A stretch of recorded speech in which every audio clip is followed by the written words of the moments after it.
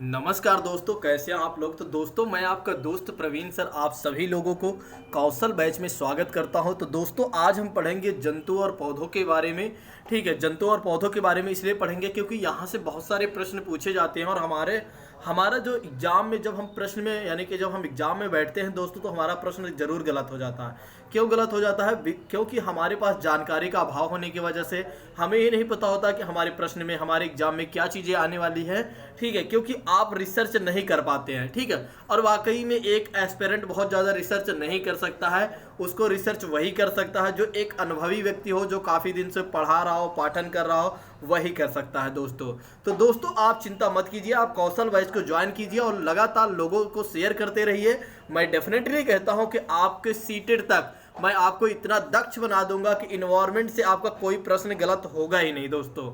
ठीक है, आइए बात करते हैं आज मैंने दोस्तों बहुत सारी चीज़ें नहीं लिया है। आज मैंने थोड़ा से आपको टॉपिक लिया है। कई बार लोगों का मेरे पास क्वेश्चन आया, सॉरी अभी हाल ही समय में कुछ लोगों की व्हाट्सअप आया, बोला गया कि सर अगर आप कुछ टॉपिक को भी एक साथ लेके चलते रहें तो हमारे लिए बहुत ही महत्वपूर्ण होगा दोस्तों। चलो आइए बात करते हैं।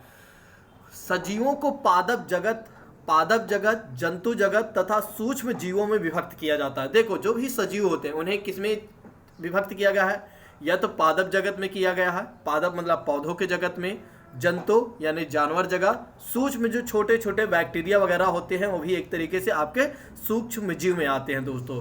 ठीक है, दूसरी चीज बताया जाता है कि सजीव प्राणी को बहुकोशिकीय तथा एक कोशिकीय भी हो सकते हैं। देखो, सजीव प्राणी जो हैं बहुकोशिकीय भी हो सकते हैं और एक कोशिकीय भी हो सकते हैं। कई बार यह प्रश्न में पूछा जाता है या हमारे एग्जाम में पूछा जाता है कि क्या सजीव प्राणी बहुकोशिकीय और एक कोशिकीय दोनों हो सकते हैं? तो जी दोस्तों, एक कोशिकीय भी हो सकते हैं, बहुकोशिकीय भी हो सकते हैं। लेकिन फिर बताया गया कि लेकिन कालांतर में क्या हुआ, हिवटेकर ने सजीवों को 5 प्रमुख वर्गों में विभाजित किया। देखो, इनका नाम जो हिवटेकर है, हिटेकर भी कहीं कहीं मिलता है। तो अगर आप एनसीईआरटी के जैसे एस के झा के किताब में देखेंगे, एस के झा सर ने उन्होंने हिटेकर दिया है। ठीक है, तो हिवटेकर भी सही है, हिटेकर भी सही है, दोनों चीज़ें सही हैं, आप टेंशन मत लीजिएगा दोस्तों। ठीक है, आइए बात करते हैं। इन्होंने 5 वर्गों में विभाजित किया, सजीवों को 5 वर्गों में विभाजित किया है। वो 5 यानी कि 5 कौन से हैं और उनका नेम क्या है और उनसे क्या होता है दोस्तों। पहला है मुनेरा से मतलब क्या हो जाता है? जीवाणुओं का अध्ययन। जो जीवाणुओं का अध्ययन किया जाता है वो किसके अंतर्गत किया जाता है? मुनेरा के अंतर्गत। दूसरी चीजें आ जाती हैं प्रोटिस्टा के अंतर्गत किसका अध्ययन किया जाता है? अमीबा और पैरामीशियम का अध्ययन किया जाता है। फिर उसके बाद है कवक का किसके अंतर्गत अध्ययन किया जाता है? मशरूम और फफूंद का अध्ययन किया जाता है। कवक के अंतर्गत मशरूम और फफूंद का अध्ययन किया जाता है। पादप जगत की बात की जाए दोस्तों, तो पौधों का अध्ययन करने के लिए पादप जगत की बात की जाती है। और जंतु जगत से तात्पर्य क्या हो जाता है? जंतुओं का अध्ययन। तो अभी हमने देखा कि मुनेरा से संबंधित क्या रखता है? जीवाणुओं का अध्ययन रखता है। प्रोटिस्टा से क्या संबंधित रखता है दोस्तों? अमीबा और पैरामीशियम का संबंध होता है। और कवक से क्या संबंध होता है? मशरूम और फफूंद का अध्ययन किया जाता है। पादप जगत का अध्ययन कैसे किया जाता है? पौधों का अध्ययन किया जाता है। जंतु जगत में क्या होता है? जंतुओं का अध्ययन किया जाता है। तो ये आपकी बार कई बार ये हमारे एग्जाम में आ जाते हैं। और कैसे आ जाते हैं दोस्तों? मिलान करने के लिए, आपको मिलान करने के लिए दिया जाएगा ए और बी में आप मिलान कीजिए। ठीक है, यदि आपको पता है तो आप प्रश्न को टैकल कर पाएंगे, यदि आपको नहीं पता है तो आप क्वेश्चन को गलत कर देंगे। ठीक है दोस्तों, तो दोस्तों आइए बात करते हैं अब पौधे के बारे में। ठीक है, आइए बात करते हैं पौधा क्या होता है और इसके थोड़े से प्रक्रिया के बारे में देख लेते हैं। बताया जाता है कि पौधे जो होता है पर्यावरण एवं पारिस्थितिकी तंत्र के लिए बहुत ही अति आवश्यक होते हैं। ठीक है, तो इस बात को आपको ध्यान रखना है कि पौधे जो होते हैं पर्यावरण एवं पारिस्थितिकी तंत्र के लिए क्या होते हैं? अति आवश्यक होता है। तो कई बार ऐसे भी प्रश्न पूछे जाते हैं कि क्या पौधे जो है पर्यावरण एवं पारिस्थितिकी तंत्र के लिए आवश्यक है या अति आवश्यक है? तो आपको क्या बताना है? अति आवश्यक आपके लिए प्रश्न, यानी कि आपका जो प्रश्न होगा उसका आंसर क्या होगा दोस्तों? अति आवश्यक सही होगा। क्यों होगा दोस्तों? क्योंकि ये पारिस्थितिकी तंत्र के लिए ऊर्जा उपलब्ध कराते हैं। देखो, पारिस्थितिकी तंत्र के लिए क्या उपलब्ध कराते हैं? ऊर्जा उपलब्ध कराते हैं। हाँ, एक चीज़ हमें ये भी जानना है दोस्तों कि पौधे, आप जानते हो पौधे के बिना एक तरीके से हमारा जीवन बहुत ज़्यादा समय तक नहीं जी सकते, यानी कि हमारा जीवन बहुत ज़्यादा समय तक नहीं चल सकता, क्योंकि पौधा महत्वपूर्ण है। ठीक है, कैसे महत्वपूर्ण है? इसके अलावा मनुष्य तथा जीव जंतु भी अपने खाद्य पदार्थों का अधिकांश भाग कहाँ से प्राप्त करते हैं? पेड़ पौधे से ही प्राप्त करते हैं दोस्तों। जो मनुष्य होते हैं, जो जीव जंतु होते हैं अन्य प्रकार के, उन्हें जो खाद्य पदार्थ मतलब खाने वाली वस्तुएं जो होती हैं वो ज़्यादातर कहाँ से प्राप्त होती हैं दोस्तों? पेड़ और पौधे से ही प्राप्त होती हैं। दूसरी चीज़ ये भी बताया जाता है कि बालकों का अपनी बाल्यावस्था में ही पेड़ पौधे आदि से परिचय होता है। देखो, जो बालक होते हैं उनकी जब परिचय, यानी कि जब वो समाज में आते हैं या वो जब इन्वायरमेंट में आते हैं दोस्तों, तो उनकी सबसे ज़्यादा जो पहली परिचय होती है, देखा जाए एक तरीके से पर्यावरण में, वो पेड़ पौधे से ही होती है। उन्हें ही वो पूछते हैं कि पेड़ क्यों है, कैसे है, क्या है, इसका क्या काम है। आप देखते हो कि जब छोटा बच्चा रहता है तो कई बार बहुत सारे प्रश्न पूछता है, और इसीलिए बताया गया है कि परिवार के सदस्यों को होना चाहिए कि वह बालक को पेड़ पौधे के विषय में आवश्यक जानकारी दे। ये बात सत्य है कि परिवार सबसे प्रमुख भूमिका निभा सकता है अपने बच्चों के परवरिश के लिए। क्योंकि दोस्तों परिवार ही बता सकता है ना कि पेड़ क्या है, पौधे, क्योंकि जो बच्चा जन्म लेता है वो कोरे कागज के समान होता है। ठीक है, कोरे कागज के समान होता है, उसे कुछ नहीं पता होता, लेकिन समय के साथ साथ वो समाज के संपर्क में आता है, पर्यावरण के संपर्क में आता है दोस्तों, तो उसके पास बहुत सारे प्रश्न हो जाते हैं और वो पूछता है अपने लोगों से, यानी कि अपने साथ रहने वाले लोगों से पूछता है। ठीक है, तो जो उसकी हेल्प कर देता है तो उसको बहुत अच्छा लगता है। और इतना ही नहीं दोस्तों, बालक के लिए लाभकारी भूमिकाएं भी हैं। क्या चीज़ें? आपके जो परिवार क्या करता है, हर एक चीज़ों के बारे में बताता है दोस्तों। ठीक है, आइए बात करते हैं आगे। दूसरी बात की जाए दोस्तों, वैसे तो ये वही चीज़ें हैं। ठीक है, आइए नेक्स्ट बात करते हैं पौधों के भाग एवं उनकी भूमिका। पौधों के भाग एवं उनकी भूमिका की बात कर लेते हैं कि पौधे के भाग क्या होते हैं और उनकी भूमिका क्या है। प्रायः देखा गया है कि सभी पौधों में जड़, तना, पत्ते, फल, फूल पाए जाते हैं। ये बात सत्य है कि पौधे में क्या पाया जाता है दोस्तों? जड़ा। आप इमेजिनेशन थोड़ा करते चलिए, जब आप इमेजिनेशन करेंगे तो आपको सारी चीज़ें याद रहेंगी। पेड़ की बात की जाए तो आपके माइंड में पेड़ बन जाना चाहिए। ठीक है, अगर जैसे ही हम पेड़ की बालक की बात करें तो एक बालक का आपके माइंड में चित्र आ जाना चाहिए। जब ऐसी चीज़ें आ जाती हैं तो आप समझ लिए कि आपको सब कुछ समझ में आ रहा है और आप बहुत अच्छे से कर सकते हैं अपने एग्जाम को क्वालिफाई। तो बताया जाता है कि जो सभी पौधे होते हैं लगभग जड़, तना और पत्तियां, फल, फूल पाए जाते हैं, जबकि कवक, शैवाल आदि में कई प्रकार की चीज़ें दिखाई नहीं देती हैं। इस प्रकार की चीज़ें नहीं दिखाई देती हैं। देखो, कवक यानी कि शैवाल में इस प्रकार की चीज़ें नहीं दिखाई देती, जैसे जड़, तना, फल, पत्ती, और कुछ अलग ही प्रकार के होते हैं दोस्तों। ठीक है, पौधों के इन भागों का विवरण हम आइए जानते हैं आगे। ठीक है दोस्तों, पौधों के इन भागों का विवरण आइए जानते हैं आगे। पहली चीज़ें हैं जड़। अब बात की जाती है जड़ क्या होती है दोस्तों, तो आप थोड़ा सा इमेजिनेशन कीजिए कि एक पौधा होगा और उसमें जड़ होगा, और जड़ किस प्रकार की होंगी दोस्तों। ठीक है, अगर आपने एक पौधा देखा होगा, एक क्या आपने बहुत सारे पौधे देखे होंगे, लेकिन आइए बात करते हैं हम थोड़ा से तकनीकी शब्दों में। यह पौधे का वह भाग है जो प्रायः भूमि के अंदर, जो जड़ होता है भूमि के अंदर पाया जाता है, और जड़ दो प्रकार के होते हैं। हाँ, आप इसको अपने नोट्स में मेंशन कर लीजिएगा कि जड़ कितने प्रकार के होते हैं। तो मुसला जड़ और झकड़ा जड़, दो प्रकार के जड़ होते हैं, एक मुसला जड़ दोस्तों और दूसरा है आपका झकड़ा जड़। तो मुसला जड़ की बात करें तो इसके उदाहरण में क्या आ जाता है मुसला जड़ में? जैसे मटर आ जाती हैं, चना आ जाता है, मूली आ जाते हैं, गाजर आ जाते हैं, सरसों आ जाते हैं, जामुन आ जाते हैं, सलजम आ जाते हैं, आम आ जाते हैं, चुकंदर आदि ये किसमें आ जाते हैं दोस्तों? ये आ जाते हैं आपके मुसला जड़ में। और झकड़ा जड़ से तात्पर्य हो जाता है जैसे गेहूँ, घास, गन्ना, मक्का, प्याज, लहसुन। अब आपको झकड़ा जड़ समझ में आया कि नहीं? देखो, मैं आपको थोड़ा सा दिखाने का प्रयास करता हूँ, आप इमेजिनेशन कीजिए। जो गेहूं होता है, गेहूं के पौधे के आप देखिए ज़मीन में, तो उसकी जो जड़ होती है चारों तरफ फैली होती है। ठीक है, रोए रोए से आप देख सकते हैं। घास जो होती है, घास चारों तरफ बहुत ही जकड़ी रहती है ज़मीन को पकड़कर। गन्ने को भी आप देखिए, गन्ने को जब भी देखते हैं, गन्ने की खेती करने के बाद गन्ने को ऊपर से काट लिया जाता है, क्योंकि ज़मीन से नहीं उखाड़ सकते हैं, क्योंकि उखाड़ने में बहुत समय लगता है, क्योंकि उसकी जो जड़ें होती हैं ज़मीन में बिल्कुल चिपकी रहती हैं और बहुत ही टच करके और इतना उनमें जकड़न रहता है दोस्तों कि उसे उखाड़ने के लिए बहुत समय लगता है। इसलिए गन्ने को क्या करते हैं, आधे पर से यानी कि जितना भाग उसका सही है उसको काट लिया जाता है।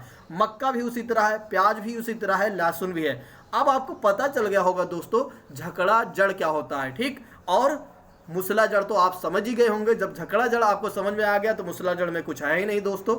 आइए बात करते हैं जड़ के महत्व क्या है, ठीक है। इंपॉर्टेंस ऑफ रूट्स क्या होते हैं, यानी कि जड़ का महत्व क्या होता है दोस्तों। तो कई बार हमारे प्रश्न में हमारे एग्जाम में क्या होता है, ऑप्शन बन के आ जाता है जड़ के महत्व को समझाइए, ठीक है। उसमें कई ऑप्शन आ जाते हैं, वो आप कैसे टैकल करेंगे। अगर आपको बहुत अच्छे से महत्व के बारे में पता है तभी आप टैकल कर पाएंगे, नहीं तो क्वेश्चन गलत होने की संभावनाएं वहां बढ़ जाती है दोस्तों।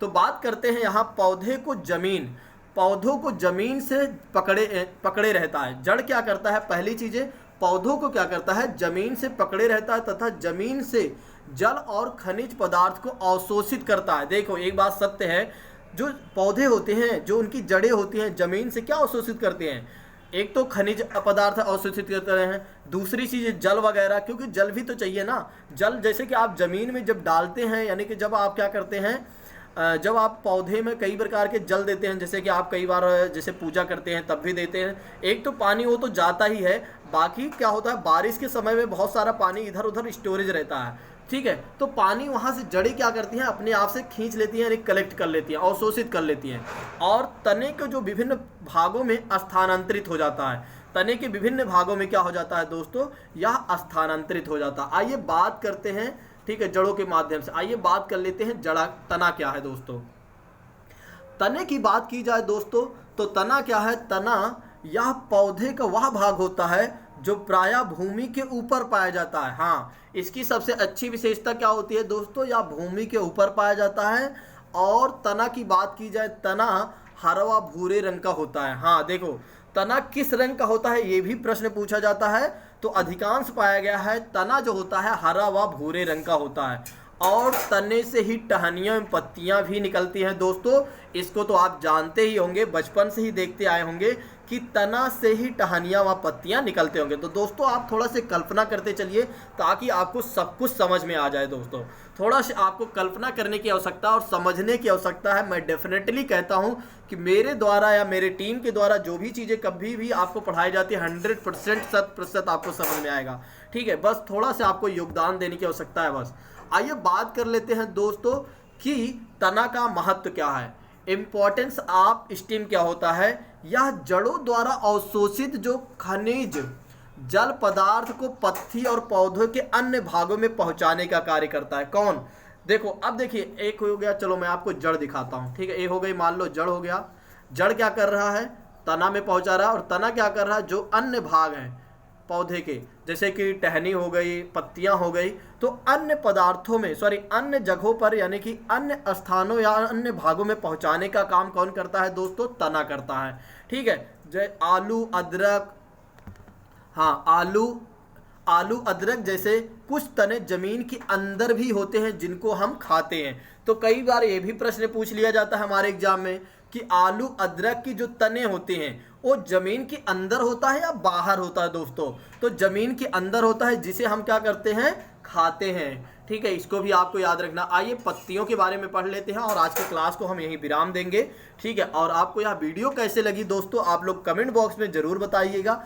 और इतना ही नहीं दोस्तों, आपका एक नैतिक दायित्व ये भी है कि आप लोगों तक शेयर भी करते चलें, क्योंकि आपका भला हो उसके साथ साथ अन्य लोगों का भी भला हो, ठीक है। और इससे क्या होगा, एक सकारात्मक इन्वायरमेंट हम क्रिएट कर पाएंगे, एक सकारात्मक लोगों के साथ जुड़ पाएंगे, ठीक है। हमारा उद्देश्य है हर उन व्यक्तियों तक पहुंचा जो सकारात्मक रूप से अपने आप को देखना चाहते हैं, वो चाहते हैं कि हम कहीं ना कहीं एक अच्छे स्थान पर पहुंचे दोस्तों। यही हमारा उद्देश्य है। इन उद्देश्यों को पूरा करवाने का कर्तव्य आपका है, ठीक है, क्योंकि आपके बिना हम अकेले नहीं कर सकते हैं, ये बात आप भी जानते हैं भली भांति।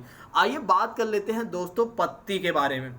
पत्तियों की बात की जाए दोस्तों तो पौधे जो होती हैं, पौधों की पत्तियां तनों व टहनियों के सहारे ही निकलती हैं। जो पौधों की पत्तियां होती हैं किसके सहारे निकलती हैं, तनों व टहनियों के सहारे निकलती हैं। अब आप कल्पना कीजिए, एक पौधा है, फिर जड़ है, फिर तना है, तना के ऊपर अलग अलग टहनियाँ लगी हुई हैं, उन टहनियों में आप देख सकते हैं पत्ता लगे हुए हैं, तो इन्हीं के सहारे ही पत्ते निकलते हैं। और पत्तियाँ, लिप्स जो है मुख्यतः किस रंग की होती हैं दोस्तों? हरे रंग की होती हैं। ठीक है, पत्तियां जो होती हैं लगभग दोस्तों वो मुख्य रूप से किस रंग की होती हैं दोस्तों? हरे रंग की होती हैं, जबकि कुछ पौधों की पत्तियां लाल व बैगनी व पीले रंग की भी हो सकती हैं। देखो, ये जरूरी नहीं है कि सभी पत्तियों का, अगर आपसे पूछा जाए कि सभी पत्तियों का जो रंग होता है वो हरा होता है, तो गलत। ठीक है, आप अधिकांश रूप से कह सकते हैं, अधिकांश रूप से पत्तियों का रंग हरा मिल सकता है, लेकिन कुछ ऐसे भी पत्तियां होती हैं जो लाल, बैगनी और पीले रंग की होती हैं। अगर आपसे मैं एक बात कहूं तो आप लोग इस प्रश्न को चाहे तो कमेंट बॉक्स में दे सकते हैं कि ऐसे कौन कौन से पौधे हैं, एक दो पौधे का आप उदाहरण बताइए जिसकी पत्तियां लाल होती हैं और बैगनी होती हैं या पीले होती हैं। ठीक है, इसको आप कमेंट बॉक्स में ज़रूर बताइएगा। यदि आप कमेंट बॉक्स में आंसर देते हैं तो मैं डेफिनेटली कहता हूं इसका मैं सही आंसर आप तक जरूर पहुंचाऊंगा। हमारी टीम आपको तुरंत ही रिप्लाई देगी, आप उसकी चिंता मत कीजिए। ठीक है, आप सिर्फ कमेंट कीजिए, बस बाकी काम हमारा है। इसको हम चेक करके बहुत अच्छे तरीके से आपको बताएंगे कि हाँ कौन कौन से ऐसे पौधे हैं जिनकी पत्तियां बैगनी होती है और पीले होती हैं, ठीक है, और लाल होती हैं। आइए बात कर लेते हैं आज के लास्ट पॉइंट के, इंपॉर्टेंस ऑफ लीफ, यानी कि पत्तियों का महत्व क्या है दोस्तों। पत्तियों की महत्व की बात की जाए तो पत्तियां सूर्य की रोशनी में जल और कार्बन डाइऑक्साइड की सहायता से प्रकाश संश्लेषण करती है। देखो, पत्तियां क्या काम करती हैं? सूर्य की रोशनी से, आप समझ रहे हो ना, सूर्य सुबह सुबह 7 बजे 6 बजे निकल जाता है, ठीक है, उसकी रोशनी जब पड़ती है, उसकी जब रोशनी पड़ती है पौधों में तो प्रकाश संश्लेषण की क्रिया होती है। प्रकाश संश्लेषण की क्रिया से क्या होती है? जल और कार्बन डाइऑक्साइड की सहायता से देखो, प्रकाश संश्लेषण की क्रिया होती कैसे है? जल और कार्बन डाइऑक्साइड की सहायता से। तो कई बार हमारे एग्जाम में भी पूछ लिया जाता है कि जो सूर्य की रोशनी से पौधे में प्रकाश संश्लेषण होता है, किसके माध्यम से होते हैं या किसके सहायता से होता है दोस्तों?